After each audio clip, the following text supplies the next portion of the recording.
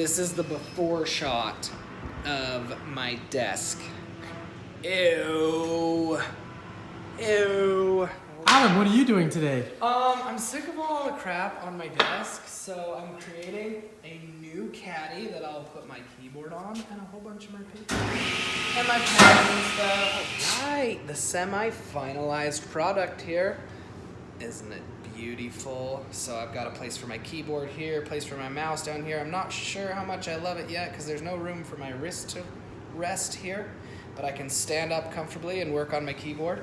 I may need to trim my sweet, sweet mouse pad down, but we'll see. We'll see.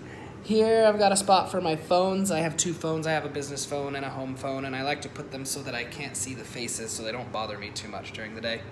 Right here I've got a spot. I haven't finished it up yet. I need to get some Kaizen foam, which, as you can see right there, I'm getting ready to order some. Woo-woo!